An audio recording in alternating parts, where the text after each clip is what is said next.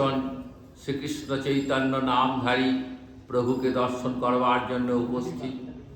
অদ্বৈত মন্দির, অদ্বৈত অঙ্গ যেন আজ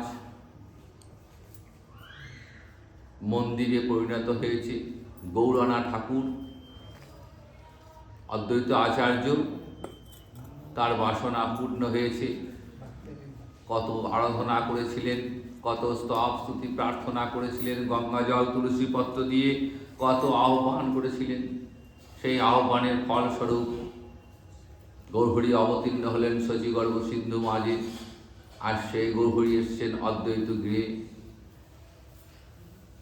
10 দিন সেখানে থাকার পর শান্তিপুরবাসীকে আনন্দ দানের পর প্রভু শচী মায়ের আদেশে নীলাচল যাত্রা করবেন। উদ্দেশ্য ছিল বৃন্দাবন যাব, কিন্তু মায়ের ইচ্ছা যে নীলাচলে থাকলে জগন্নাথকে দর্শন করবে নিমাই, এবং সেই সঙ্গে আমিও মাঝে মধ্যে খবর পাব। তাই মায়ের ইচ্ছায় তিনি নীলাচলের পথে গমন করবেন।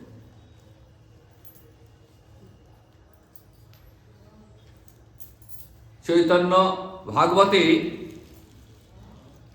চৈতন্য চরিতামৃতে আমরা সেই প্রভু নীলাচল গমনের কথা জানতে পারি।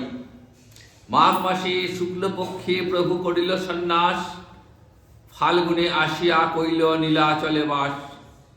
ফাল্গুনের শেষে দোলযাত্রা সে দেখিল, প্রেমাবেশে বহু নিত্য গীত করিল।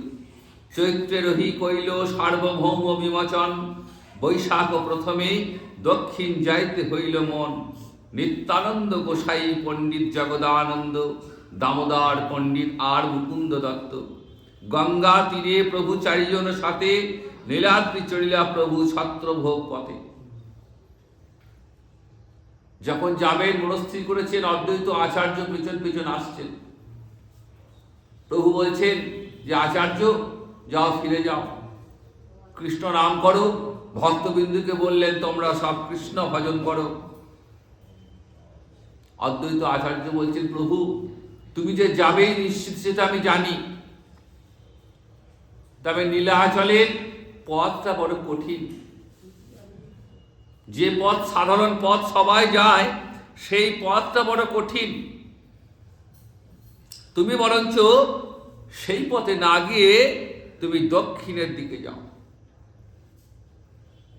1431 শতাব্দে ফাল্গুন মাসে মহাপ্রভু শান্তিপুর থেকে যাত্রা শুরু করলেন। সঙ্গে নিতাই চাঁদ, পণ্ডিত জগদানন্দ, দামোদর পণ্ডিত, মুকুন্দ দত্ত, এছাড়াও অন্তরঙ্গ কয়েকজন। তারা কিছুতেই ছাড়তে চাইলেন না, বললেন না প্রভু, আমরা তোমার সঙ্গেই যাব। বললেন ঠিক আছে চলো, কিন্তু সঙ্গে যেন কেউ কিছু নেবে না। সন্ন্যাসীর সঙ্গে কিছু থাকে না, কোনো বিষয় আশায় কিচ্ছু রাখবে না, একদম খালি হাতে যাবে। সেই মতো শুধু বেশটুকু ছাড়া আর কারো কাছে কিছু নেই। কৃষ্ণ নাম করতে করতে প্রভুর সঙ্গে চলছেন। তবে ওই পরিচিত হাঁটা পথে না গিয়ে প্রভু চললেন দক্ষিণ দিকে। ছত্রভোগ প্রথমেই পড়ল, ছত্রভোগ। সেই ছত্রভোগে এসে প্রভুর সঙ্গীগণকে সঙ্গে নিয়ে আটিসারা হয়ে ছত্রভোগ অম্বুলিঙ্গ ঘাটে পৌঁছলেন। যেখানে রাত হয়, সে মন্দির হোক গাছতলা হোক, সেখানে আশ্রয় নিচ্ছেন। আর ভিক্ষালব্ধ যা জুটছে তাই দিয়ে উদারপূর্তি করছেন। আবার স্থানে স্থানে নিতাই চাঁদ ভক্তবৃন্দকে সঙ্গে নিয়ে হরিনাম সংকীর্তন করছেন। সেই মহাপ্রভুর নাম সংকীর্তন দেখে দুপাশের লোক দাঁড়িয়ে যাচ্ছে। অদ্ভুত দর্শনধারী সন্ন্যাসী, তার সঙ্গে নিতাই চাঁদ, জগদানন্দ, মুকুন্দ দত্ত, এরা নাম সংকীর্তনে মাতোয়ারা। সবাই অবাক হয়ে দেখছেন কীর্তন করতে করতে চলে এসছেন শতমুখী অম্বলিঙ্গ ঘাটে। গঙ্গা স্নান করে উঠেছেন, আর তখন পালকি করে আসছেন ওখানকার জমিদার রামচন্দ্র খান। অদ্ভুত দর্শন, সেই প্রভুকে দেখে পালকি থেকে নেমে প্রণাম করলেন। প্রভু বলছেন, তুমি কে? বলছেন, প্রভু আমি তোমার দাসানুদাস, আমি তোমার চরণের দাস। প্রভু বলছেন, আমি যাব নীলাচল, আমাকে নীলাচলের পথ দেখিয়ে দাও। রামচন্দ্র খান বললেন, কোনো চিন্তা করবেন না, আমি যাবার সমস্ত বন্দোবস্ত করে দিচ্ছি। রামচন্দ্র খাঁয়ের তত্ত্বাবধানে গঙ্গার ঘাটে এসে নৌকা দাঁড়াল। নৌকা করে অপর পারে চলে গেলেন। শুধু মুখে হা জগন্নাথ, হা জগন্নাথ, প্রেমাবশে নয়ন জলে ভাসতে ভাসতে প্রভু এগিয়ে চলেছেন। গঙ্গা পেরিয়ে এইবার উড়িষ্যার পথে। সেখানে প্রথমেই রেমুনা দর্শন করলেন। রেমুনায় ক্ষীরচোরা গোপীনাথের কথা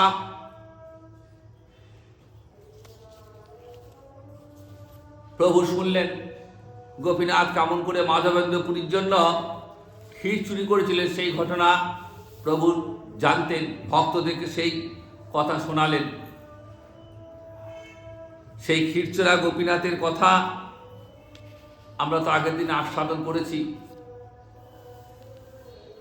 সেখান থেকে প্রভু বেরিয়ে এলেন, রেমুনা থেকে এলেন জাজপুর গ্রামে। জাজপুরে বরাহ ঠাকুর দর্শন করলেন। নিত্য গীত কীর্তনে সারা রাত অতিবাহিত হলো। প্রভু চলে এলেন কটকে। কটকে এসে সাক্ষী গোপাল দর্শন করলেন। রাত্রিকালটা সেই সাক্ষী গোপালের অঙ্গনী কাটালেন। এখানে নিতাই চাঁদ সেই সাক্ষী গোপালের এক অপূর্ব কাহিনী বর্ণনা করলেন, যে কেমন করে গোপালের নাম সাক্ষী গোপাল হয়েছিল, কেন সাক্ষী গোপাল নাম, সেই কথাটি বর্ণনা করলেন। নিতাই চাঁদ বলতে শুরু করলেন, গোদাবরী নদীর তীরে বিদ্যানগর বলে একটি জায়গা ছিল। সেখানে এক বৃদ্ধ ব্রাহ্মণ বাস করতেন।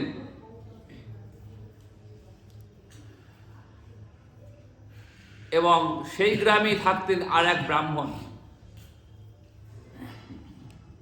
তো সেই বৃদ্ধ ব্রাহ্মণ একবার মনস্থির করেছেন, আমি তীর্থে যাব, বৃন্দাবন যাত্রা করব।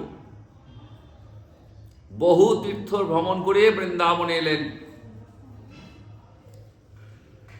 বৃদ্ধটি বড় বিপ্র, আর ওনার থেকে কম বয়স্ক ছিলেন, তিনি ছিলেন ছোট বিপ্র। এই দুই বিপ্র একসঙ্গে বেরিয়েছেন। বহু তীর্থ ঘুরে বৃন্দাবনে এসে একটা গোপাল মন্দিরে এসে প্রবেশ করেছেন। একটা জায়গায় দেখছেন গোপালের মন্দির। গোপাল দর্শন করে আনন্দে আপ্লুত হয়ে গেলেন। নিত্য সেখানে গোপাল সেবা হয়।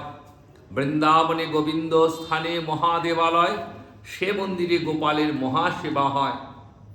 খুব আনন্দ পেয়েছেন সেবা করে। এবং সেখানে বেশ কিছুদিন অবস্থান করলেন। বৃদ্ধ বয়স হয়েছে তো, তীর্থে তীর্থে ঘুরে ঘুরে শরীরটা ক্লান্ত হয়ে গেছে, একটু অসুস্থ হয়ে পড়েছে। তখন ওই সঙ্গী ছোট বিপ্র বড় বিপ্রের খুব সেবা যত্ন করলেন এবং সেবা যত্ন করে সুস্থ করে তুললেন। সেই সেবায় খুশি হয়ে বড় বিপ্র ছোট বিপ্রকে বলছেন, দেখো বাবা, তুমি তো আমার খুব সেবা করেছো, তোমার সেবা যত্নে আমি সুস্থ হয়ে উঠলাম। তা আমার নিজের ছেলেরাও এরকম সেবা করবে না। আমি খুব সন্তুষ্ট হয়েছি এবং আমি মনে মনে ঠিক করেছি এই সেবার জন্য আমি তোমাকে আমার কন্যাকে দান করব। তখন ছোট বিপ্র বলছে যে না, এমন হতেই পারে না। যে দেখুন, আপনি কুলীন ব্রাহ্মণ, ধনবান, আর আমি এক সামান্য মূর্খ, দরিদ্র, অকুলীন। সুতরাং আপনার কন্যাকে বিবাহ করার যোগ্যতা আমার নেই। কন্যাদান পাত্র আমি না হই তোমার, কৃষ্ণ প্রীতে করি তোমার সেবা ব্যবহার। আমি শুধুমাত্র কৃষ্ণ প্রীতির জন্য আপনার মতো ব্রাহ্মণের সেবা করেছি। আমি এর বিনিময়ে কোনো প্রতিদান আমি চাই না।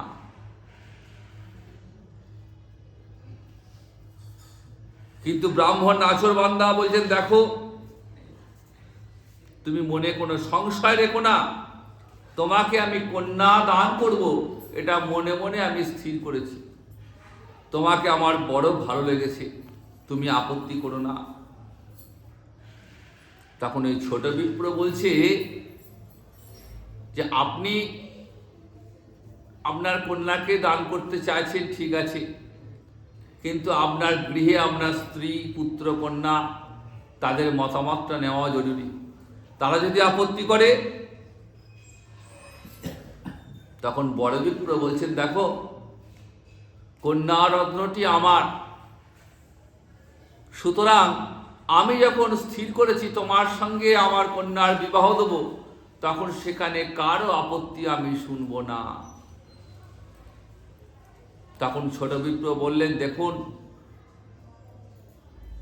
আপনি যদি ঘরে ফিরে ভুলে যান আপনার প্রতিজ্ঞার কথা, আমি বিবাহের কথা চিন্তা করছি না, কিন্তু আপনি যদি ভুলে যান আপনার তো অপরাধ হবে।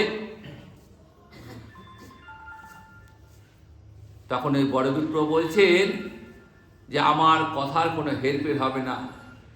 মন্দিরের সামনে কথোপকথন করছিলেন, বললেন, এই গোপালকে আমি সাক্ষী রেখে গেলাম। আমি যে আমার কন্যার সঙ্গে তোমার বিবাহ দেবো, সাক্ষী থাকবে গোপাল। দুই বিপ্র গোপালকে সাক্ষী রেখে তীর্থ সেরে গৃহে ফিরে এসছে। ছোট বিপ্র ফিরে এসছে, বড় বিপ্র ফিরে এসছেন এবং ঘরে এসে সমস্ত কথা ছোট বিপ্রের সেবায় যে তিনি সুস্থ উঠেছেন স্ত্রী পুত্রদের কাছে জানালেন, আর তিনি যে প্রতিজ্ঞা করেছেন সেই প্রতিজ্ঞার কথাটাও জানালেন। এই কথা শোনা মাত্রই স্ত্রী, পুত্র, কন্যা সকলে হাই হাই করতে লাগলো। বলছেন, বাবা তুমি করেছো কি? ছেলেরা বলছে যে ওর তো ঘরে চাল ছিল কিছুই নেই, নুন আনতে পান্তা ফুরোয়, খাবার সংস্থান নেই, তাছাড়া আমরা কুলীন ব্রাহ্মণ, সেই তুলনায় ওর তো কোনো মর্যাদাই নেই। ওর সঙ্গে বিয়ে দিলে আমাদের ঘরের মান মর্যাদা নষ্ট হয়ে যাবে, এমন কাজ হতেই পারে না। তাছাড়া আপনি আমাদের সঙ্গে আলোচনা না করে কেন কথা দিয়েছেন? এই বিয়ে সম্ভব নয়। বৃদ্ধ ব্রাহ্মণ বলছেন, আমি যে কথা দিয়েছি, আমি তো কথা হেরফের করতে পারবো না। তখন স্ত্রী, পুত্র সকলে বলছে, যদি আপনি এমন কাজ করেন যে ঘরের মেয়েকে ওই রকম ছেলের হাতে তুলে দেন, তাহলে আমরা সকলে এই বিষকে আত্মহত্যা করব। ব্রাহ্মণ করেছেন মহা ফাঁপড়ে।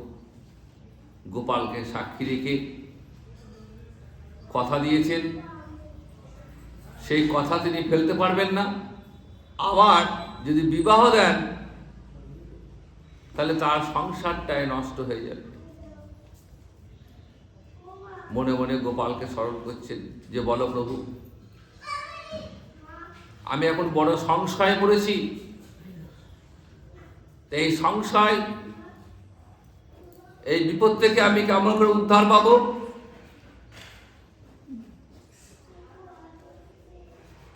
পুত্র বলছেন, দেখো বাবা, কোথায় বৃন্দাবনে কোন গোপালের কাছে তুমি সাক্ষী রেখে এসছো? ও মাটির মূর্তি, কথাও বলতে পারে না। আর গোপাল তার সত্যি সত্যি সাক্ষী দিতে আসবে না? কাজে তুমি বলবে যে আমি কি বলেছি মনে নাই, বয়স হয়ে গেছে তো, তাই কথা ছলে কখন কি বলেছি আমার কি খেয়াল আছে? কিন্তু ব্রাহ্মণের মন মানতে চাইছে না। চরম সংকট, একদিকে স্ত্রী, পুত্র, আত্মীয় স্বজন, আর অপরদিকে গোপালকে দেওয়া প্রতিশ্রুতি। মনে মনে গোপালের কাছে প্রার্থনা করছেন যে গোপাল, তুমি যা ভালো হয় তাই। আমি আর ভাবতে পারছি না। ব্রাহ্মণ একনিষ্ঠ ভক্ত ছিলেন, কৃষ্ণ ভক্ত ছিলেন, তাই মনে মনে গোপালের কাছে নিজেকে সমর্পণ করে দিয়েছেন। গোপালের নিকট প্রার্থনা করছেন, মোর ধর্ম রক্ষা পায় না মরে নিজজন, দুই রক্ষা করো গোপাল লইনু শরণ। যেন আমার ধর্ম রক্ষা হয়। আমি যে ব্রাহ্মণ, আমি সত্য বচন দিয়ে থাকি, সত্য কথা বলি। এখন যদি আমার বাক্য মিথ্যা হয়ে যায় তাহলে অপরাধ হয়ে যাবে। কি করি এখন? এইভাবে বেশ কিছুদিন কেটে গেল। ছোট বিপ্র ভাবছে নিশ্চয় প্রস্তাব আসবে এবার। অনেক দিন হয়ে গেল, কোনো খবর নেই। একদিন ছোট বিপ্র বড় বিপ্র বাড়ি গেছেন। প্রণাম জানিয়ে অত্যন্ত বিনয়ের সঙ্গে বললেন যে দেখুন, আপনি তো আমাকে কন্যাদান করবো বলেছিলেন, তো আমিও অপেক্ষায় ছিলাম যে আপনি আসছেন। অনেক দিন হয়ে গেল, আপনি আসছেন না দেখে আমি নিজেই এলাম খবর নিতে। তা নিশ্চয়ই বাড়িতে আলোচনা করেছেন, তাহলে এবার বিবাহের দিনক্ষণ স্থির করতে হয়। বড় বিপ্র চুপচাপ রয়েছেন। ইতিমধ্যে ব্রাহ্মণের ছেলেরা লাঠি হাতে তেড়ে এসছে। তোর এত বড় সাহস, আমার বয়স্ক বাবার দুর্বলতার সুযোগ নিয়ে আমার বোনটাকে বিয়ে করছিস অর্থের লোভে, ধন সম্পত্তি পাবি এই লোভে না। শিগগিরই বাড়ি থেকে বেরো, কোনো মতেই বিয়ে হবে না। তখন ওই ছোট বিপ্র হাত জোর করে বলছে, দেখুন, আপনাদের বোনকে বিবাহ করার কোনো ইচ্ছা আমার নেই।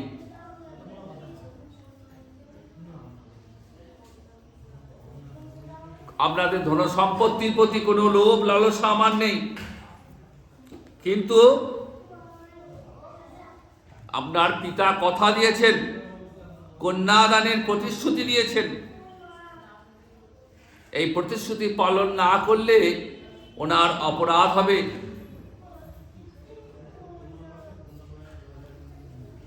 আমি তাই ওনার প্রতিশ্রুতি রক্ষা কথা স্মরণ করাতে এসেছি। ছেলেরা বলছে যে বাবার তো মাথা ঠিক নেই, বাবার স্মৃতি হারিয়ে যায়, কখন কি বলেছে কোনো ঠিকানা নেই।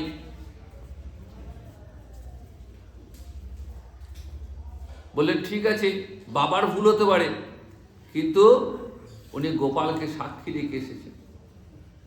বৃন্দাবনে সেই গোপাল, এর সামনে সাক্ষী আছেন গোপাল।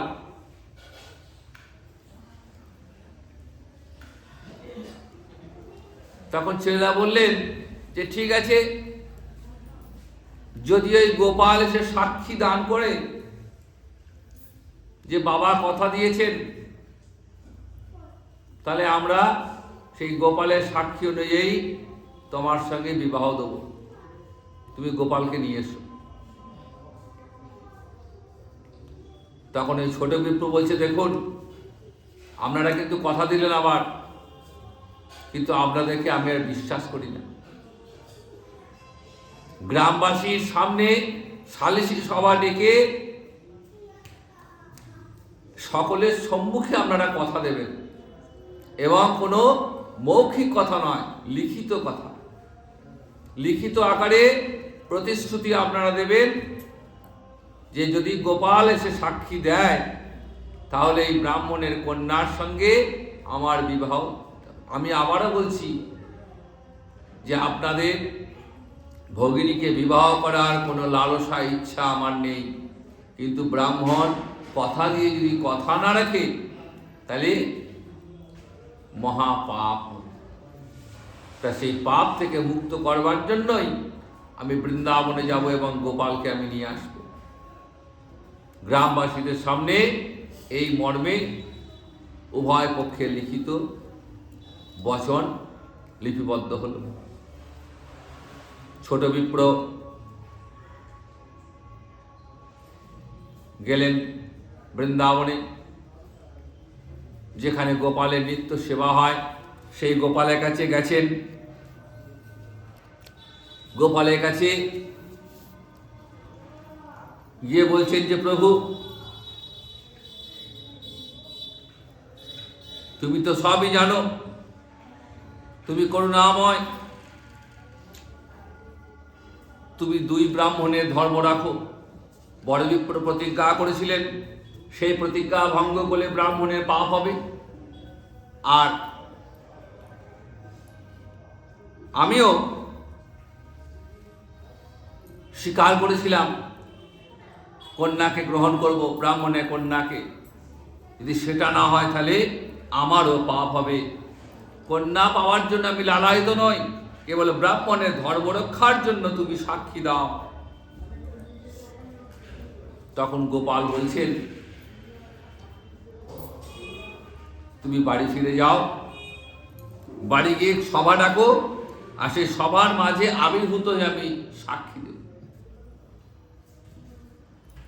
কিন্তু প্রতিমা হয়ে আমি যাব কেমন করে তোমার সঙ্গে? আমি তো মূর্তিরূপে প্রতিষ্ঠিত। তুমি আমাকে গ্রামের সালিশ সভায় আমাকে আহ্বান করবে, আমি গিয়ে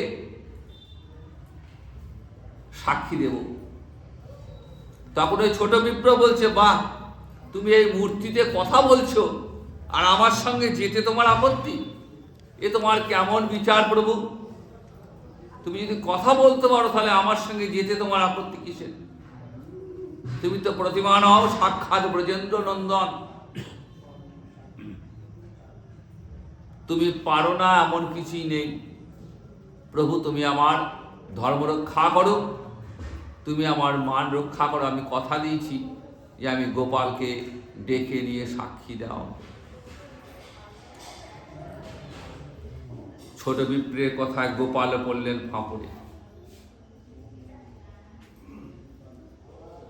ভক্ত বাঞ্ছা পূরণকারী, ভক্তের প্রতিজ্ঞা রক্ষা করা ভগবানের দায়িত্ব। ভগবান যুগে যুগে ভক্তের প্রতিজ্ঞা রক্ষা করেছেন, কারণ তিনি গীতাবাক্যে কথা দিয়েছেন যে আমি আমার ভক্তের প্রতিজ্ঞা কখনো লঙ্ঘন হতে দিই না।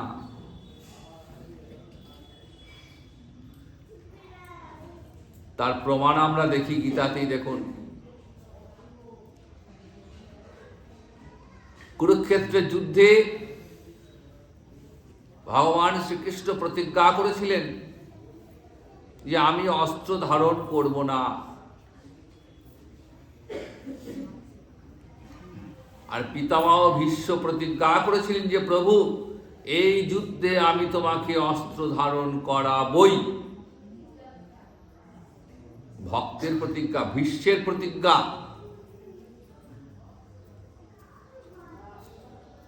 যুদ্ধ শুরু হয়েছে,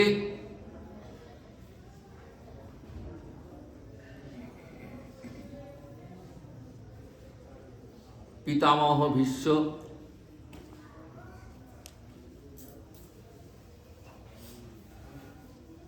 বাণ ছুঁড়েছেন, অগ্নিবর্ষী বাণ।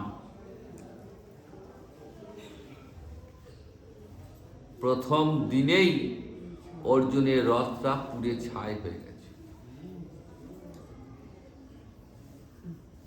রথটা চলে গেলে আর যুদ্ধ কেমন করে হবে? কিন্তু ভগবান কথা দিয়েছেন আমি অস্ত্র ধারণ করব না, কারণ কৌরব পাণ্ডব উভয়ই আমার নিজজন। কাজে একজনার হয়ে অস্ত্র ধারণ করলে অপরজনা বলবে যে তুমি পক্ষপাতিত্ব করেছো।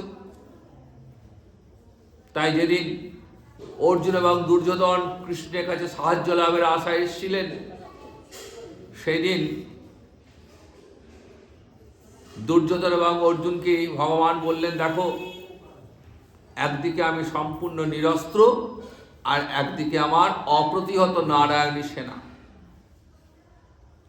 এখন তোমরা স্থির করো কে কোনটা নেবে। দুর্যোধন সঙ্গে সঙ্গে বলছেন, এই যুদ্ধক্ষেত্রে নিরস্ত্র তোমাকে নিয়ে আমার কোনো কাজে লাগবে না বন্ধু, তোমার এই নারায়ণী সেনাকে আমাকে দাও। কিন্তু অর্জুন তো ভক্ত। অর্জুন বলছেন, প্রভু, হে কেশব, হে সখা, আমার কোনো সেনার প্রয়োজন নেই, সম্পূর্ণ নিরস্ত্র হয়েই তুমি আমার সঙ্গেই থাকো, তাতেই আমার হবে। তো সেই নিরস্ত্র হয়ে অর্জুনের রথের সারথি হয়ে তিনি যুদ্ধক্ষেত্রে উপস্থিত। যুদ্ধ শুরু হওয়ার সঙ্গে সঙ্গে অর্জুনের রথটা পুড়ে ছাই হয়ে গেছে। ভগবান শ্রীকৃষ্ণ দেখলেন যুদ্ধ কেমন করে হবে, তিনি অর্জুনকে এতটুকু বুঝতে দিলেন না। অর্জুন বুঝতেই পারল না যে রথটা পুড়ে ছাই হয়ে গেছে। সারাদিন যুদ্ধ, সন্ধ্যাবেলায় যখন অর্জুন রথ থেকে নেমে আসতেন, তখন শ্রীকৃষ্ণের প্রতিনিধি রূপে ওই রথের উপর বনমালা রথকে রক্ষা করত।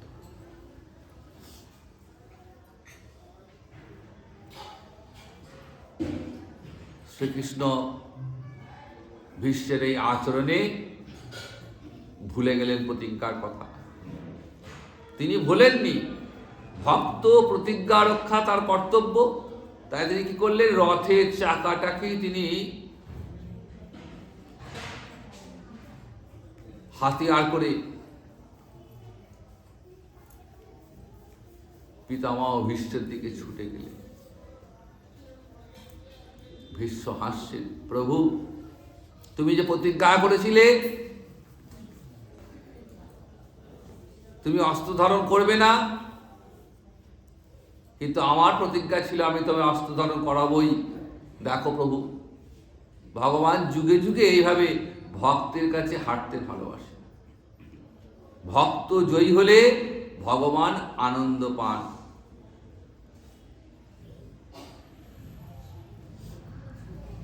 তো দেখুন,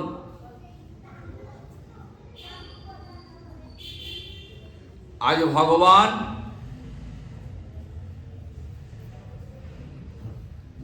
তিনিও হেরে গেলেন ভক্তের কাছে। ছোট বিপ্রকে কথা দিলেন, ঠিক আছে, যাও, আমি সশরীরে আমি সাক্ষী দেব, তুমি আগে আগে চলো, আমি তোমার পিছন পিছন যাব, কিন্তু একটা শর্ত, তুমি কখনো পিছন ফিরে তাকাবে না।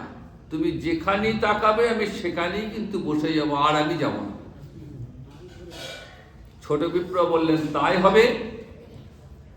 এবার বৃন্দাবন থেকে ছোট বিপ্র সামনে সামনে আসছেন, আর এই গোপাল পিছন পিছন আসছেন, চরণে নূপুরের ধ্বনি শুনতে পাচ্ছেন। যখন গ্রামের কাছাকাছি এসে উপস্থিত হয়ে পড়েছেন, নূপুরের আওয়াজটা কানে পাচ্ছেন না। মনে সংশয় হলো, আসছে তো গোপাল, আদৌ কথা দিয়েছে, একবার দেখি, ভুলে গেছে প্রতিজ্ঞার কথা। পিছন ফিরে যেই তাকিয়েছেন, দেখছেন গোপাল পিছনে। বলছে, আর তো যাবো না, এইখানেই বসলাম মাঠের মধ্যে, আমি ফাঁকা মাঠে বসলাম, এইবার তুমি তোমার গ্রামের লোকজন, ওই বড় বিপ্র তার পরিবারের লোক সকলকে এইখানেই নিয়ে এসো। তাই হবে প্রভু। ছুটতে ছুটতে গ্রামে গিয়ে গ্রামবাসীদের খবর দিয়ে, যারা সালিসি সবাই ছিল, বৃদ্ধ ব্রাহ্মণ, তার ছেলে, স্ত্রী, মেয়ে সবাই এসছেন। ফাঁকা মাঠের মধ্যে গোপাল বসে আছেন। দেখেই বৃদ্ধ বিপ্রে খুব আনন্দ হয়েছে। তিনি মনে মনে চিন্তা করলেন, যাক, আমার ধর্ম তাহলে রক্ষা হল। এবার গোপালকে সাক্ষী রেখে সেই কথা জানালেন, গোপাল, সেই দিন তোমার সামনে এই বৃদ্ধ ব্রাহ্মণ কথা দিয়েছিলেন তার কন্যাকে আমার হাতে সমর্পণ করবেন। আমরা উভয়ই তোমার সামনে সেই কথা সাক্ষী ছিলাম, আমাদের কথা তুমি সাক্ষী ছিলে। কিন্তু বৃদ্ধ ব্রাহ্মণ ঘরে ফিরে এসছে, যে কোনো কারণে হোক তার প্রতিশ্রুতি ভুলে গেছে। তার ছেলেরা বলেছে যে যদি তুমি এসে সাক্ষ্য দাও তবেই আবার বৃদ্ধ তার কন্যার সঙ্গে বিবাহ দেবেন। ব্রাহ্মণ যদি তার ধর্ম রক্ষা করতে না পারে, তার এর চেয়ে বড় অধর্ম কিছু নেই। তাই ব্রাহ্মণের ধর্ম রক্ষা করবার জন্য তুমি কৃপা করে সাক্ষ্য দান করো। সেই গ্রামবাসীদের সামনে গোপাল সাক্ষ্য দান করলেন যে হ্যাঁ, ওই ব্রাহ্মণ তার কন্যাকে এর হাতে সমর্পণ করবে বলে প্রতিশ্রুতি দান দিয়েছে।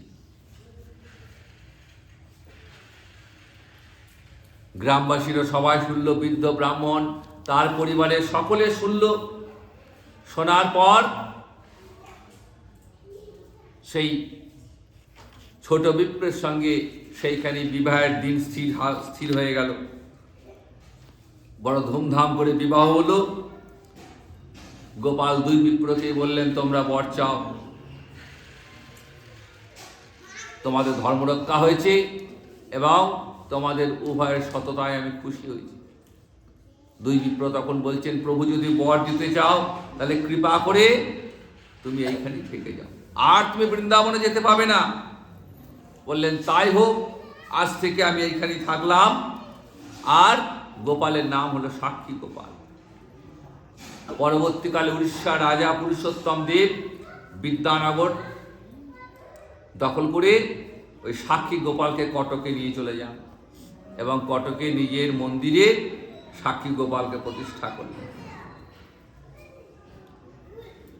রাজার সেবায় রয়েছেন গোপাল। রাজমহিষী রাজা পুরুষোত্তম দেবের স্ত্রী, তার অন্তরের ইচ্ছা গোপালের নাকে মুগ্ধ করাবে। ইচ্ছাটাই আসল জিনিস, মনের ইচ্ছা এটাই আসল। আমরা কোনো কিছু ভগবানকে দেওয়ার আগে আমরা চিন্তা করি, ভাবনা চিন্তা করে ফেলি, কাজে দিতে গিয়ে আমাদের হাতটা সংকুচিত হয়ে যায়। হাত কখনো সোজা হতে চায় না, হাতটা উপুড় হয়ে যায়। ভগবানকে দেওয়ার সময় হাতটা উপুড় হয়ে থাকে, আর নিজের সংসারের স্ত্রী পুত্র কন্যাকে দেওয়ার সময় আমরা বিন্দুমাত্র ভাবনা চিন্তা করি না। কেন না, স্ত্রী পুত্র কন্যা তো আমার নিজের, আর ভগবান তো আর আমার নিজের নয়। এটা কেন হয়? এটা মহামায়ার কারণে এই জিনিসটা হয়। মহামায়া আমাদেরকে ভুলিয়ে রেখেছেন যে যেটা সত্য সেটাকে মিথ্যা বলে মনে হয়, আর যেটা মিথ্যা, সর্বৈব মিথ্যা, সেই মিথ্যাটাকে সত্য বলে আমরা ভাবনা করি। সংসারটা হচ্ছে মিথ্যার জায়গা, পুরোপুরি একটা মিথ্যা মায়ার জাল। মায়ার এমন প্রভাব, সেই মায়ার কুয়োকে পড়ে আমরা সংসারে স্ত্রী পুত্র কন্যা পরিবার পরিজন সকলকে আঁকড়ে ধরে থাকি, তাদের জন্য দিনাতিপাত করে থাকি। আর যিনি সর্বৈব সত্য, যাকে পেলে আর কোনো কিছু পাওয়ার আকাঙ্ক্ষা থাকে না, তার প্রতি বিন্দু মাত্র আমাদের আকর্ষণ থাকে না। কোনো ক্রমে একটু সেবা দিলেই হলো, দুটো নকুলদানা দিয়ে সেবা দিয়ে দিলাম। ভক্তি, বিশ্বাস, ভরসা কোনোটাই নেই। কিন্তু যদি আমার অন্তরে ইচ্ছা থাকে, ইচ্ছাটাই আসল, সেখানে ইচ্ছার দ্বারাই সব হবে, অন্তরে ভক্তি থাকলে সব সম্ভব। রাজমহিষী তার অন্তরের ইচ্ছা যে আমি গোপালের নাকে মুক্তা পরাবো, নাক ছাবি পরাবো। কিন্তু কেমন করে পরাবো? গোপালের নাকে তো ফুটো নেই। অন্তরের প্রবল ইচ্ছা তো, অন্তর্যামী ভগবান রাজমহিষীর মনের কথা জানতে পেরেছেন। রাত্রিবেলায় স্বপ্ন দিচ্ছেন, বলছেন রানীমা তোমার কোনো চিন্তা নেই, তুমি নিশ্চিন্তে আমার নাকে তুমি মুক্তা পরাতে পারো। কেন জানো? আমার নাকে ছিদ্র আছে, ছোটবেলাতেই আমার মা আমার নাক ফুটো করে দিয়েছেন। বাল্যকালে মাতা মোর নাসা ছিদ্র করি, মুক্ত পরায়া ছিল অতি যত্ন করি। অদ্যপিও সেই ছিদ্র আছে নাসাতে, সেই মুক্তা পরাও যদি চাও তা। তুমি ইচ্ছা করলে আমার নাকে তুমি মুক্ত করাতে পারো। কারণ আমরা যখন শিশু ছিলাম, বাল্যকালে মা যশোদা আমার নাকে ছিদ্র করে তাতে মুক্ত পরিয়েছেন। রানীর ঘুম ভেঙে গেছে, সঙ্গে সঙ্গে মন্দিরে এসেছেন। মন্দিরের দরজা খুলে দেখছেন গোপালের নাকে সত্যি আছে কিনা ছিদ্র।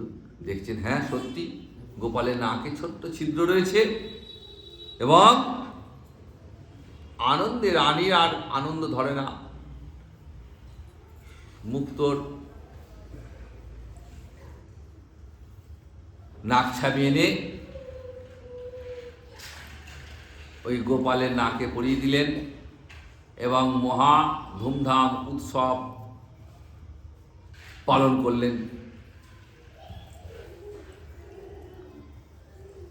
এই সাক্ষী গোপালের কথা নিতাইচার্যের মুখ থেকে শ্রবণ করে প্রভু চলে এলেন কমলপুরে। কমলপুরে নিত্যানন্দের হাতে দণ্ড রেখে ভার্গী নদীতে স্নান করছিলাম। এরপর কপোতেশ্বর শিব দর্শন করলেন। ইতিমধ্যে নিতাইচাঁদ মহাপ্রভুর দণ্ড, মহাপ্রভুর হাতে দণ্ডি, সন্ন্যাসী না হাতে দণ্ডি ছিল, সেই দণ্ডি নিতাইচাঁদই বহন করতেন। কারণ প্রভু কখনো কখনো ভাবাবেশে বাহ্য জ্ঞান শূন্য হয়ে সেই দণ্ডি ফেলে দিতেন, তাই সেই দণ্ডি তিনি হাতে রেখে দিতেন। যখন নদীতে স্নান করতে নেমেছেন, মহাপ্রভু দণ্ডটা 3 খণ্ড করে ভার্গী নদীর জলে ভাসিয়ে দিয়ে নীলাচল আর মাত্র 3 ফুট। 18 নালার কাছে এসেছেন। নিত্যানন্দকে বললেন আমার দণ্ড দাও। নিতাইচাঁদ বলছেন যে আমার অপরাধে দণ্ড খণ্ড খণ্ড হয়ে গেছে, এখন তোমরা যা শাস্তি দেবে দাও। প্রভু তখন তাদের সঙ্গ ত্যাগ করে একাই ছুটতে লাগলেন। জগন্নাথের মন্দির আর বেশি দূরে নয়। এই জগন্নাথের মন্দিরের দিকে ছুটতে ছুটতে গিয়ে মন্দিরের সামনে গিয়ে মূর্ছিত পণ্ডিত সার্বভৌম মূর্ছিত অবস্থায় প্রভুকে নিজ গৃহে নিয়ে গেলেন। এরপর নীলাচলে প্রভু বেশ কিছুদিন অতিবাহিত করে আবার দক্ষিণ দেশ গমনের ইচ্ছা অভিপ্রায় নিয়ে তিনি পুনরায় রাঢ় বাংলায় ফিরে আসেন। আবার সেই কথা আবার আরেকদিন আমরা আস্বাদন করব। আজ এখানেই গৌর কথার বিশ্রাম। জয় নিতাই, জয় গোবিন্দ।